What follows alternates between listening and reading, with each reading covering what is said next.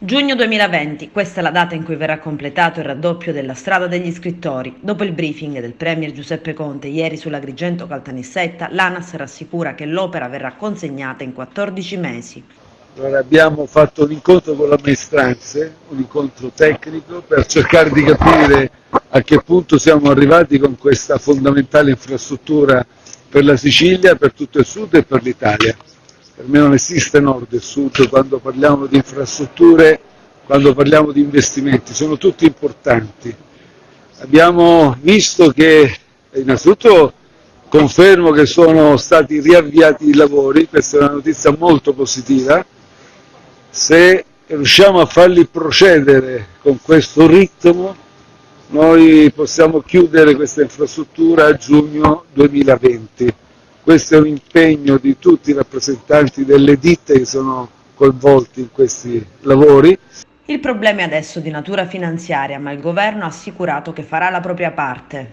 È un impegno però che ha un'incognita, non tanto dal punto di vista tecnico, come abbiamo oggi scoperto, ma lo sapevamo dal punto di vista finanziario. Dal punto di vista finanziario perché General Contractor e un'altra ditta importante coinvolta sono in chiara difficoltà finanziaria. Tecnicamente si ragiona di procedure concorsuali, concordato preventivo. Il cantiere era fermo da settembre del 2018, ce l'abbiamo fatta e stiamo facendo lavorare le imprese del territorio, non ci accontentiamo, l'abbiamo fatto come? Attraverso il braccio operativo di ANAS che si surroga al contraente generale per pagare i nuovi lavori alle imprese territoriali. Ovviamente vogliamo che venga pagato anche il pregresso, è in corso anche una procedura giudiziaria in cui non possiamo entrare, ora però portiamo a casa, io e il Presidente del Consiglio Conte, un dossier fatto anche delle richieste che arrivano da tutti gli interlocutori, imprese del territorio comprese, e cerchiamo chiamando un tavolo al Mise, MIT, Regione, che oggi non ho visto, Regione Sicilia, per cercare la soluzione percorribile, per evitare che un solo lavoratore, soprattutto delle imprese locali, perda il posto. Il comitato imprese creditrici del gruppo CMC la prossima settimana verrà convocato a Roma insieme ad ANAS dalla Regione. La promessa è di ricevere i pagamenti per i lavori in corso e i pregressi 50 milioni spettanti alle 100 aziende che contano 2.500 dipendenti.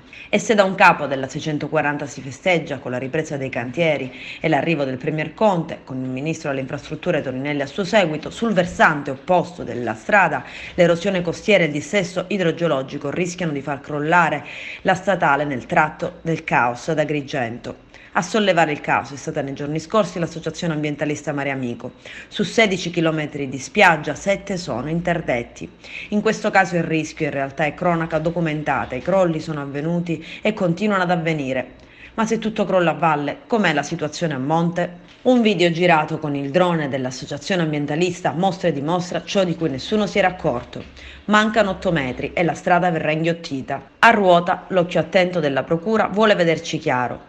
Il Movimento 5 Stelle ha presentato un'interrogazione all'ARS per stipulare un contratto tra i 3 comuni costieri interessati, Agrigento, Porto Empedocle e Realmonte, e far sì che la protezione civile si attivi per mitigare il fenomeno e mettere in sicurezza questo tratto. Per ANAS, come spesse volte accade, è tutto sotto controllo, non vi è nessun pericolo.